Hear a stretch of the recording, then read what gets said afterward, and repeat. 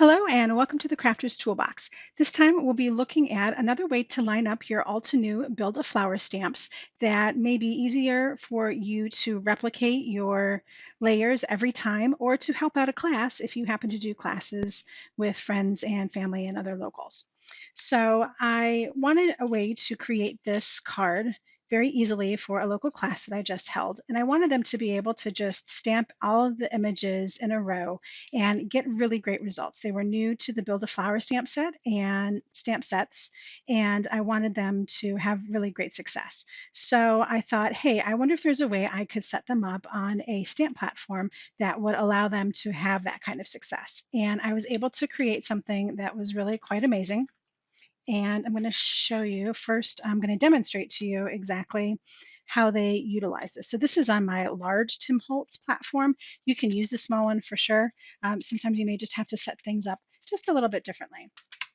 So what you'll see is that I have the Sizzix sticky strips on my platform, and this really helps me to not have to worry about using magnets along the way. So I find this to be very helpful. And I have them lined up so that way, like the 1/4 inch line here from the ruler is exactly at this 1/4 inch line here all the way across. And this system really helps. Now, if you don't have the Sizzix strips and you're just using your magnets, you would just use your rulers across the top and the bottom and the side to make sure that your paper is aligned every time. So I just have this strip of cardstock, and it's 2 inches by 8.5. I just have this cut up in a strip, and I have all of my stamps over on the side here. So the first thing I'm going to do is stamp my first layer, my first row, and this is the outlines of all the flowers. And when I stamp them, you see they're all nice in a row here. Okay, and I'm not, for demonstration purposes, I'm not concerned about getting this done perfectly for you, just trying to get the idea across. So now that I have this first one done, I'm going to take this and move it down to the 1.75 inch mark. And that's why the strips are kind of helpful, because I have these lines set up for my class, and it worked out really well for them. So then I'm going to go ahead and stamp the second level with the Citrus Burst, and you'll see that these are all those little background stamps, and watch the magic happen. It's completely aligned, and it will get those in exactly the right place. See, isn't that amazing? So then you just have to pick this up again and move it down another 1.75 inches. And again, I have these marks in place, which makes it super easy for my class. And I encourage them to wipe up as they go. And so now I'll do the next layer, and this is in Warm Sunshine. And when you stamp that, again, you'll see that it's lined up perfectly. All right, so I think hopefully at this point you're kind of picking up what I'm putting down here. So the next layer is the leaves, and the middle one didn't have any leaves, so there's no leaves here. And this is Line Aid. So we'll pop this over. Whoop, I forgot to move my paper.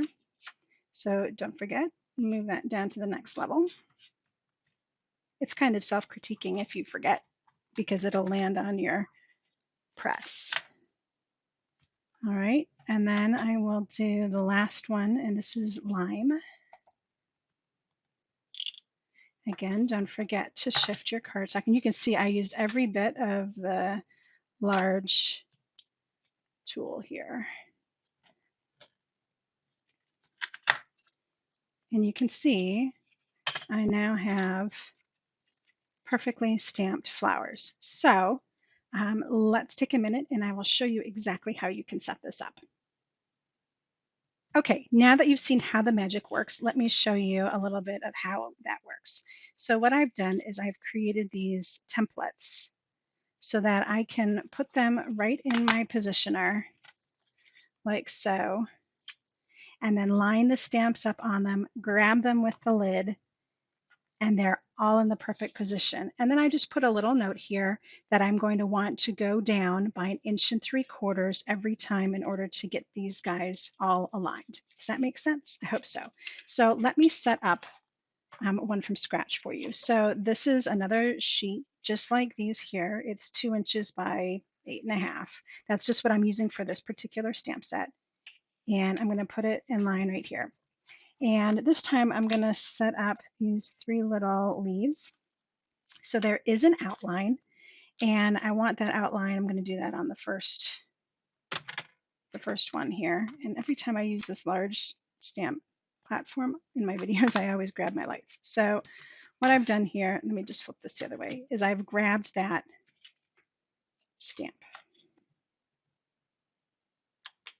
All right, and I'm going to stamp it. Easy enough, right? So,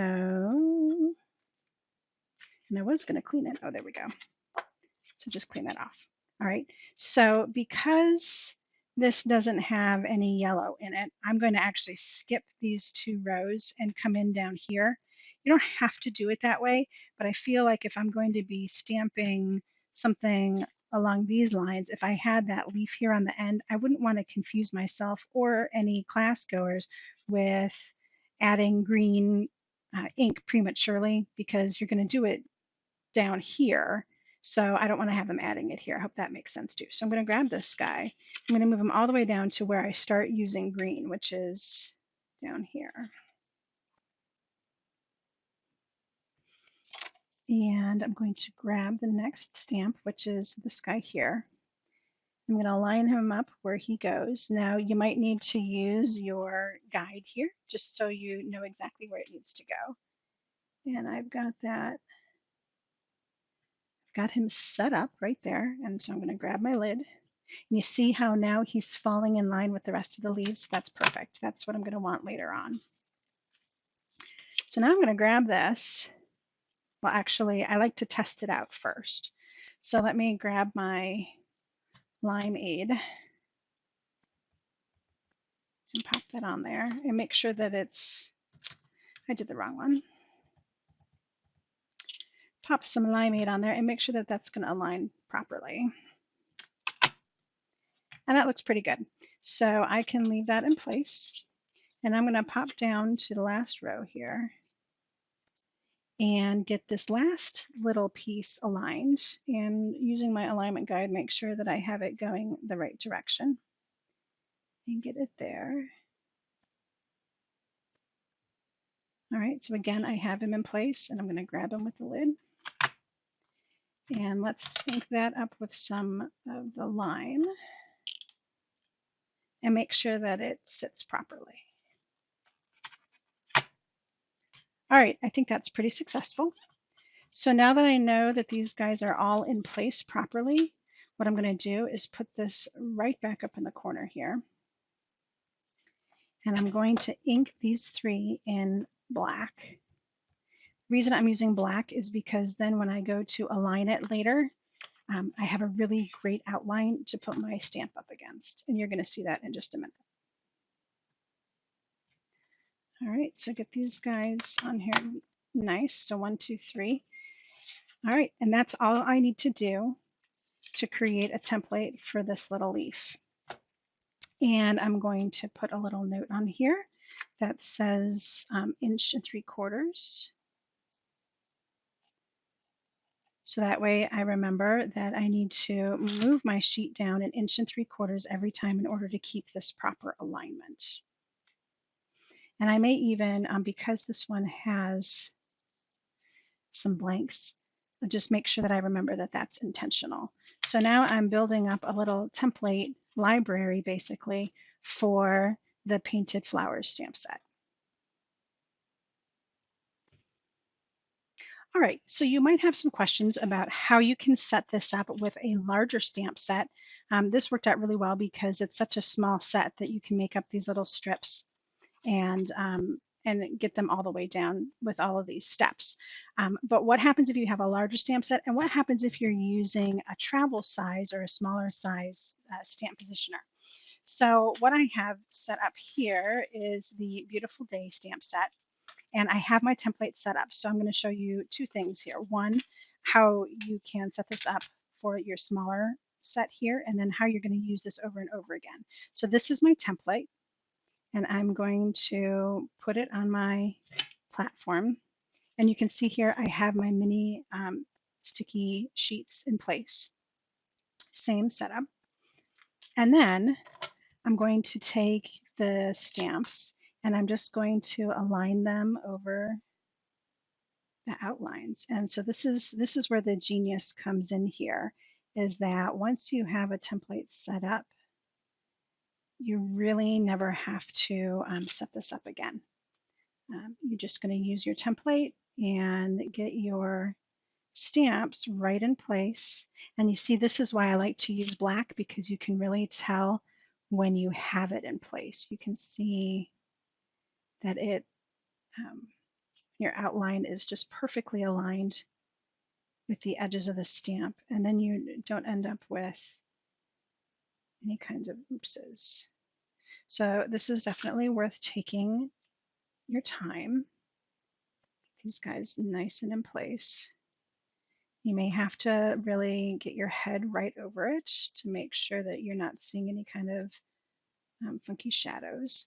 Now, you don't have to do all four at once. Of course, you can do one grab, do one grab, do one grab. I just sometimes I like to do it that way, and sometimes I just like to set it up this way.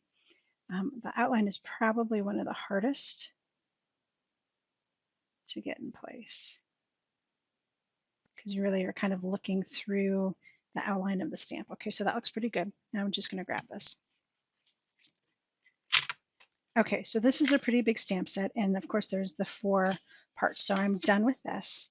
But what I did is I took a note that I'm going to move 3 inches to the right and 3 inches down in order to get my other position. So the best thing to do is to then cut a piece of 3x3 cardstock, right? So I have a 3x3 piece in here, and now I can just go ahead and stamp out my first one. And it doesn't really matter that I got this little schmutz right here, but I'll grab it anyway before it dries on there.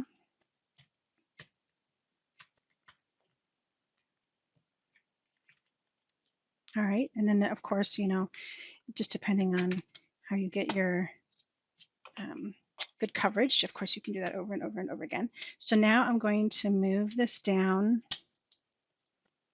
to the 3-inch mark. And my second one here is the background. So I'll do that in Silver Lake.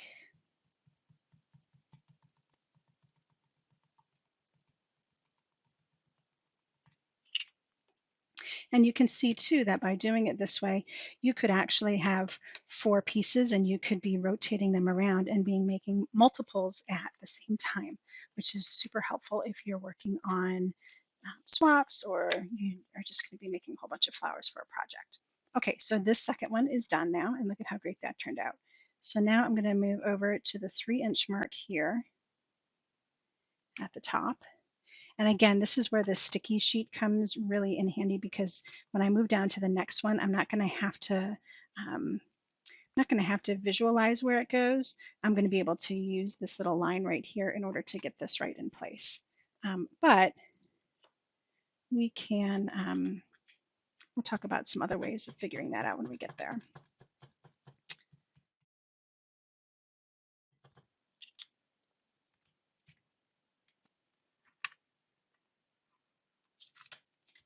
All right, so that's your next layer.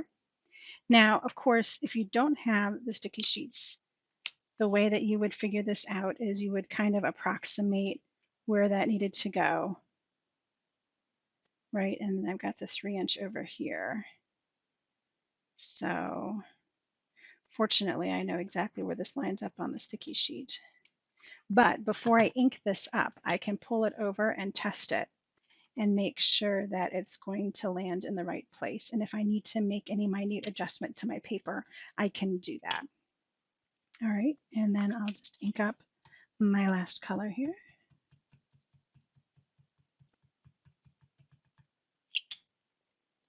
Oops, I totally did all the wrong colors, I think. So you may not see that.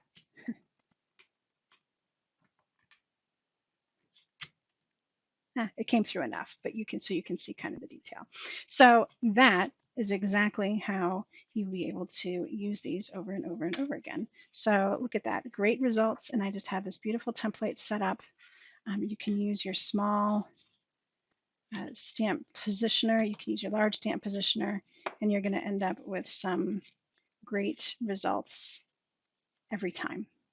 I hope you enjoyed this technique and that it really helps you be successful with your Build-A-Flower stamps. I hope to see you again here soon. And in the meantime, don't forget to subscribe and give me a thumbs up if you really liked this technique. I'd love to see comments too. They really help me to know that everyone out there is enjoying what I'm putting out there. Thanks again for stopping by. And until next time, happy crafting.